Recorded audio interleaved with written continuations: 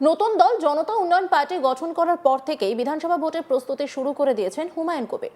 সেই মতো একাধিক দলের সঙ্গে জোটের সমীকরণ গড়ে তোলার চেষ্টা করছেন তিনি।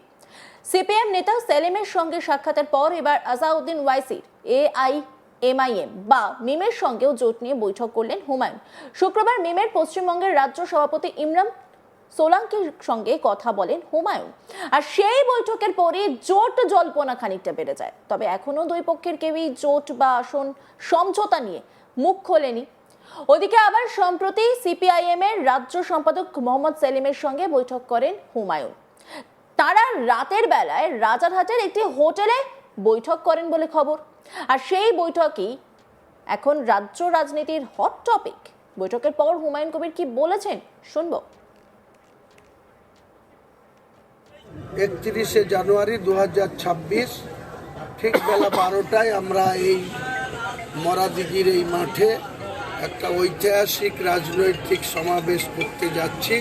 আমাদের মূল লক্ষ্য 2026 সালে বিধানসভা নির্বাচনে বর্তমান যে দুর্নীতিগ্রস্ত সরকার, সেই সরকারকে উৎখাত করে সাম্প্রদায়িক বিজেপিকে বাংলার মসনদে বসতে না দেওয়ার আসল টার্গেট নিয়ে আমরা কিন্তু কালকে বিজেপি এবং টিএমসির বিরোধিত যে রাজনৈতিকগুলি আছে, ছোট ছোট অনেক রাজনৈতিক দল, এসডিপিআই থেকে শুরু করে আজাদ সংঘ থেকে শুরু করে এবং বাংলায় অনেক আগে থেকেই মিম পার্টি, এআইএমএম মিম পার্টি কিন্তু তারা নির্বাচনে অংশগ্রহণ করেছে। তারা আশানুরূপ ফল করতে পারেনি, কিন্তু আপনারা জানেন কদিন আগে বিহারে যে নির্বাচন, সেখানে মাত্র 22টা সিটে লড়ে 5টা সিট তারা জিতে নিয়েছে মিম। 61টা সিটে জাতীয় কংগ্রেস লড়ে রাহুল গান্ধীর নেতৃত্বে মাত্র 7টা জিতেছে, আর 22টা লড়ে 5টা জিতেছে, আর একটা মাত্র আদিল হোসেন, যে 300 ভোটে তাকে জোর করে গণনা করে হারিয়ে দেওয়া হচ্ছে।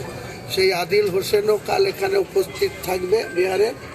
এবং ইমরান সোলাঙ্কি, যে মিমের রাজ্য সভাপতি, আসাদুল্লাহ ওয়াইসি সাহেবকে আমি ইনভাইট করেছিলাম। উনি একটা বিরাট কাজে ব্যস্ত আছে, তাই উনি আমাকে কথা রেখে দিয়েছেন। আগামী মার্চ মাসে লাস্টের দিকে যখন ব্রিগেড ময়দানে এই সরকারের মৃত্যু ঘণ্টা বাজানোর জন্য সভা করব, তখন ইনশাআল্লাহ আসাদুল্লাহ ওয়াইসি সাহেব থাকবেন, আরও আমাদের জোট সঙ্গী যারা, তারা সবাই মঞ্চে থাকবেন। তাই আমরা ছোট ছোট রাজনৈতিক দলগুলিকে কালকে আমাদের মঞ্চে আমন্ত্রণ করেছি। এসডিপিআই থেকে শুরু করে আজাদ সংঘ থেকে শুরু করে আরও 2-3টে ছোট ছোট পার্টি, যাদের রাজ্য সভাপতিরা কালকে সবাই আমাদের মঞ্চে আমার আমন্ত্রণে সাড়া দিয়ে আসছেন। তাই বাংলার মানুষের কাছে কালকে আমরা নতুন করে একটা শপথ নিতে যাচ্ছি, অঙ্গীকার করতে যাচ্ছি, এবং সেখানে মমতা বন্দ্যোপাধ্যায়ের পুলিশ প্রশাসনকে অনুরোধ রাখছি, আপনারা কোনোরকম বিগত দিনে 6 ডিসেম্বরের মতো আচরণ রাস্তায় করবেন না।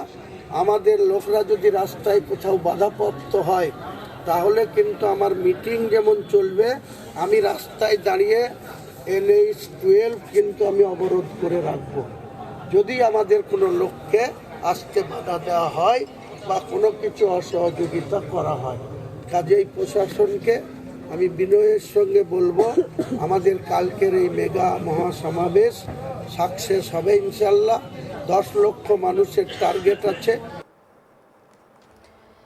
এই বৈঠক সেরে বেরিয়েই হুমায়ুন জানান 15 তারিখের মধ্যে আসন সমঝোতা বা জোট নিয়ে বার্তা দিতে অনুরোধ করেছেন সেলিমকে, নইলে বড় দেরি হয়ে যাবে বলেও তিনি স্পষ্ট বার্তা দিয়েছেন।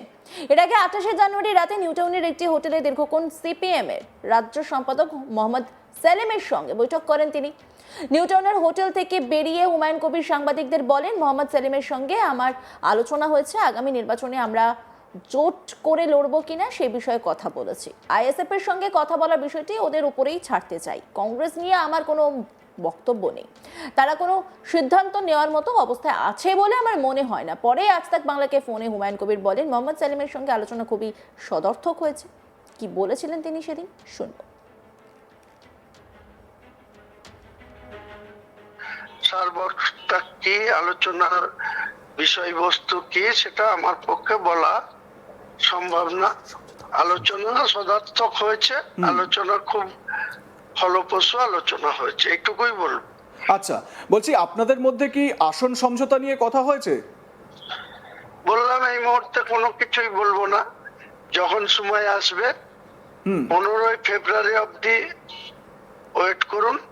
তখন শুধু আপনাদের চ্যানেলকে না, গোটা বাংলায় যতগুলা সংবাদ মাধ্যম আছে তেনাদের এবং বাংলার 11 কোটি মানুষকে আমরা জানাবো যে আমরা আগামী নির্বাচনে কিভাবে নির্বাচনটা কাদের সঙ্গে নিয়ে, কাকে কাকে নিয়ে, কোন কোন দল ঐক্যবদ্ধ ভাবে আগামী বিধানসভা নির্বাচনটা আমরা টিএমসি এবং বিজেপি দুটো রাজনৈতিক দলের সঙ্গে রাজনৈতিকভাবে মোকাবেলা করব নির্বাচনের ময়দানে। যদিও এর আগেও জোট নিয়ে একাধিকবার মুখ খুলেছিলেন হুমায়ুন কবির, 31 জানুয়ারি পর্যন্ত তিনি সব রাজনৈতিক দলকে স্পষ্ট বার্তা দিয়েছিলেন, সময়সীমা বেঁধে দিয়েছিলেন, এমনকি তার বিজেপিকে দরকার নেই, কিন্তু সরকার গড়ার জন্য যদি বিজেপি তার সঙ্গে হাত মেলায় তাহলে কিন্তু তিনি বিজেপিকে পাশে চেয়েছিলেন। কি বলেছিলেন সেই সময় শুনবো। বিজেপি আমাকে সমর্থন দিলে নেব, আমি সরকার গড়ার ক্ষেত্রে বিজেপি সমর্থন দিলে নেব, বিজেপির সঙ্গে জোট করার কোনো প্রশ্নই নাই। বিজেপি আমাকে সমর্থন দিলে নেব, আমি সরকার গড়ার ক্ষেত্রে বিজেপি সমর্থন দিলে নেব, তৃণমূল সমর্থন দিলে নেব। দেখুন, আমার 31 জানুয়ারি পর্যন্ত দরজা ওপেন আছে, সিপিএম এর জন্য ওপেন আছে, কংগ্রেসের জন্য ওপেন আছে, আইএসএফ এর জন্য ওপেন আছে, 3টে দলের জন্য ওপেন আছে। 31 জানুয়ারির পর 1 ফেব্রুয়ারিতে কে থাকবে সেটা আপনারা ডায়াসে দেখতে পাবেন, না আমি একাই লড়বো সেটাও ডায়াসে দেখতে পাবেন। পশ্চিমবঙ্গের বিধানসভা ভোটের আগে নিজের ঘর গোছাতে ব্যস্ত হুমায়ুন কবির। ইতিমধ্যেই তিনি যেমন সেলিমের সঙ্গে বৈঠক করেছেন, ঠিক তেমন ভাবে আমরা জানি যে মিমের সঙ্গেও ইতিমধ্যে বৈঠক হয়েছে। কি বলছেন তিনি শুনুন। 31 জানুয়ারি 2026 ঠিক বেলা 12টায় আমরা এই মরাদিঘির এই মাঠে একটা ঐতিহাসিক রাজনৈতিক সমাবেশ করতে যাচ্ছি। আমাদের মূল লক্ষ্য 2026 সালে বিধানসভা নির্বাচনে বর্তমান যে দুর্নীতিগ্রস্ত সরকার, সেই সরকারকে উৎখাত করে সাম্প্রদায়িক বিজেপিকে বাংলার মসনদে বসতে না দেওয়ার আসল টার্গেট নিয়ে। অন্যান্য খবরের আপডেটের জন্য অবশ্যই নজর রাখুন আজ তাক বাংলার ইউটিউব স্ট্রিমিংয়ে। লাইক, কমেন্ট, শেয়ার এবং সাবস্ক্রাইব করতে ভুলবেন না।